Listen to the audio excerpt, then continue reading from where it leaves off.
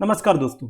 Supreme court ने कहा है कि विवाह को समाप्त करने के लिए पति पत्नी में से किसी एक की गलती साबित करने की आवश्यकता नहीं होनी चाहिए, क्योंकि ऐसी कई स्थितियां हो सकती है जब विवाह अपूर्णीय मतभेदों के कारण काम नहीं कर सकता है। मतलब और भी कई सारे इश्यूज हो सकता है एक मैरिज लाइफ में जिसकी वजह से वो मैरिज काम नहीं कर रहा हो। किसी एक की गलती पॉइंट आउट करने की जरूरत नहीं है। वैसे सुप्रीम कोर्ट में अब एक कॉन्स्टिट्यूशनल बेंच बैठा हुआ है जहां यह सुनवाई चल रही है कि क्या आर्टिकल 142 ऑफ द कॉन्स्टिट्यूशन के अंडर सुप्रीम कोर्ट मैरिजेस को डिसोल्व कर सकता है या नहीं, मतलब डिवोर्स पिटीशंस अप्रूव कर सकता है या नहीं। वैसे आर्टिकल 142 क्या कहता है? It states that the Supreme Court's decisions are enforceable throughout the territory of the nation. Supreme Court का जो डिसीजन है पूरे देश में एप्लीकेबल होना चाहिए, ये आर्टिकल 142 कहता है, irrespective of laws in force. मतलब अगर एक पर्टिकुलर इश्यू के ऊपर पार्लियामेंट ने अगर लॉ बनाया नहीं तो सुप्रीम कोर्ट डिसाइड कर सकते हैं। मतलब मैं आपको एग्जाम्पल के थ्रू समझाता हूं। हमारे देश में मैरिज एंड डिवोर्स लॉज को गवर्न करता है चार major acts. One is Hindu marriage act 1955। इस एक्ट के अंडर हिंदुओं को शादी करने के लिए और डिवोर्स करने के लिए भी प्रोविजन है, क्या क्या क्राइटेरिया होना चाहिए वो सब लिखा हुआ है। Second is special marriage act 1954। अगर कपल्स का रिलीजन अलग अलग है तो वो स्पेशल मैरिज एक्ट 1954 के अंडर शादी कर सकते हैं और डिवोर्स के लिए भी प्रोविजन है इस पर्टिकुलर एक्ट में। तीसरा Indian divorce act Christian marriages, तो ये बेसिकली क्रिश्चियन रिलीजन से रिलेटेड है। And finally Muslim personal law जो इस्लाम से रिलेटेड है। And all of this acts recognise divorce on two grounds. One is contested, second is consensual. Now contested divorce मतलब क्या होता है? It refers to divorce petitions filed by one partner on grounds of cruelty, adultery, conversion, desertion और unsoundness of mind। मतलब एक partner दूसरे partner के साथ क्रूअल्टी कर रहा है, अडल्ट्री कर रहा है। अडल्ट्री मतलब क्या है? पार्टनर को छोड़ के दूसरे किसी के साथ सेक्सुअल रिलेशनशिप में इन्वॉल्व होना। फिर कन्वर्शन, कन्वर्शन तो आप समझ गए होंगे, रिलीजन को कन्वर्ट करना।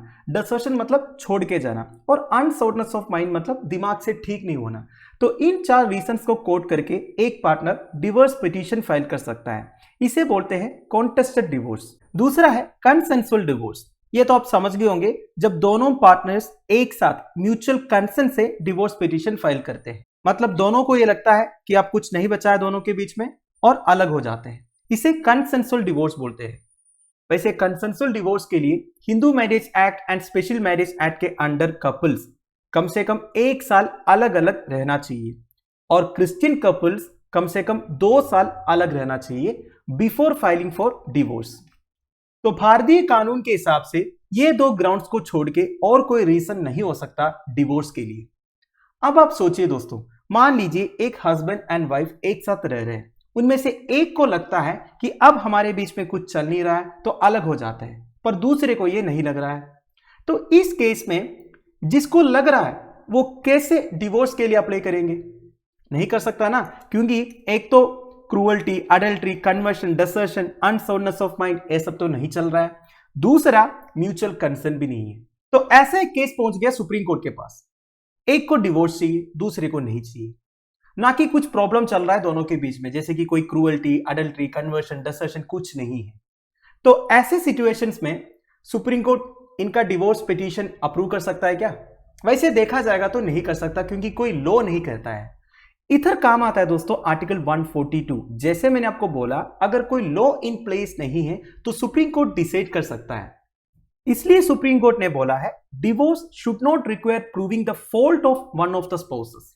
मतलब एक दूसरे की गलती पॉइंट आउट करने की जरूरत नहीं है। अगर एक पार्टनर को भी यह लगता है कि उनके बीच में कुछ चल नहीं रहा है, so that can also be a reason for filing a divorce petition. समझ गए? तो इसे बोलते हैं इररिट्रीवेबल ब्रेकडाउन ऑफ मैरिज। वैसे इररिट्रीवेबल ब्रेकडाउन ऑफ मैरिज एक ग्राउंड नहीं है दोस्तों अंडर इंडियन डिवोर्स लॉस, पर सुप्रीम कोर्ट आर्टिकल 142 के अंडर आजकल डिवोर्स ग्रांट कर रहे हैं दोस्तों, to do complete justice between the parties, क्योंकि सुप्रीम कोर्ट कन्विंस्ड है।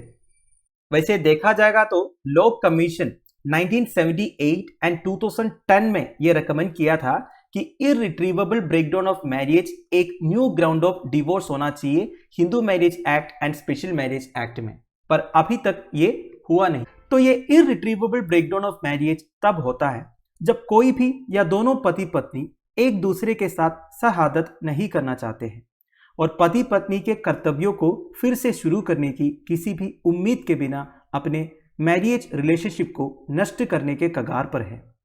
ये स्थिति तब हो सकती है जब पति पत्नी के बीच अपने विवाह के रिश्ते को जारी रखने के लिए कोई स्कोप नहीं रह जाती है और रिश्ते के लिए किसी सुधार या अनुकूलन की कोई गुंजाइश नहीं होती। तो आई होप आपको इरिट्रीवेबल ब्रेकडाउन ऑफ मैरिज क्या होता है ये समझ में आ गया होगा। वैसे आप रिलेट कर सकते हो दोस्तों, काफी सारे रिलेशनशिप्स आपने ऐसे देखे होंगे। तो ये आर्टिकल 142 क्या होता है और एक बार मैं आपको बता देता हूं। Article 142 provides discretionary power to the Supreme Court. तो बेसिकली ये सुप्रीम कोर्ट को डिस्क्रिशनरी पावर देते हैं, मतलब डिसाइड करने का पावर देते हैं। सुप्रीम कोर्ट अपने जुरिस्डिक्शन को एक्सरसाइज कर सकता है कोई भी डिग्री पास करने के लिए, कोई भी ऑर्डर पास करने के लिए, जब उन्हें लगता है कि कंप्लीट जस्टिस प्रोवाइड करने के लिए यह जरूरी है। कोई भी केस उनके सामने आए, उधर कंप्लीट जस्टिस प्रोवाइड करने के लिए अगर कोई लॉ नहीं है इन प्लेस, तो सुप्रीम कोर्ट अपना डिसीजन दे सकते हैं। ऐसे कई सारे इंस्टेंसेस है जब सुप्रीम कोर्ट ने आर्टिकल 142 को यूज किया है, जैसे कि ताजमहल को क्लीन करने की आवश्यकता है, अंडर ट्रायल्स को जस्टिस प्रोवाइड करना चाहिए। ये सब आर्टिकल 142 के रिजल्ट्स है। वैसे अंडर ट्रायल्स मतलब क्या होता है, कोई भी पर्सन के अगेंस्ट जब कुछ एक्यूजेशंस आता है तब उन्हें जुडिशियल कस्टडी में छोड़ देते हैं और उन्हें जेल में रहना पड़ता है जब तक इन्वेस्टिगेशन कंप्लीट नहीं होता पुलिस द्वारा या फिर कोई भी लॉ एनफोर्समेंट एजेंसी द्वारा, तब तक उन्हें जेल में बंद करके रखते हैं जबकि वो कन्विक्टेड नहीं है। जब तक इन्वेस्टिगेशन कंप्लीट नहीं होगा, जब तक कोई भी कोर्ट पनिशमेंट सुनाएंगे नहीं, तब तक वो अंडर ट्रायल रहेंगे ना। इंडिया में ऐसे कई सारे केसेस है दोस्तों जब अंडर ट्रायल 4-5 साल से जेल में बंद है, तो इनको भी जस्टिस प्रोवाइड करना चाहिए। इस तरह सुप्रीम कोर्ट ने आर्टिकल 142 के अंडर बोला था एक बार। फिर यूनियन कार्बाइड केस के बारे में आपने सुना होगा दोस्तों, the infamous Bhopal gas tragedy. उसमें विक्टिम्स को सपोर्ट करने के लिए सुप्रीम कोर्ट ने यह बोला था कि पार्लियामेंट ने जो लॉज बनाया है उसे हम ओवरराइड कर सकते हैं आर्टिकल 142 यूज करके कंप्लीट जस्टिस प्रोवाइड करने के लिए। मतलब आप समझ रहे हो ना दोस्तों, आर्टिकल 142 सुप्रीम कोर्ट को एक डिस्क्रिशनरी पावर देता है। एक बात यह है, अगर कोई लॉज इन प्लेस नहीं है तब सुप्रीम कोर्ट अपना ऑर्डर पास कर सकता है जो एक लॉ बन जाता है। दूसरा, पार्लियामेंट्री लॉज को भी Supreme Court extreme rare cases में ओवरराइड भी कर सकता है। किसके लिए? कंप्लीट जस्टिस प्रोवाइड करने के लिए। तो दोस्तों दैट्स इट। देखिए, सुप्रीम कोर्ट जब भी कोई डिग्री या ऑर्डर पास करते हैं तो वो लॉ की तरह है। तो सुप्रीम कोर्ट ने यह बोला है, irretrievable breakdown of marriage can also be a ground for filing divorce petitions. इस बारे में आपका क्या ओपिनियन है, आप मुझे कमेंट बॉक्स में बता दीजिएगा। Thank you for watching, bye bye.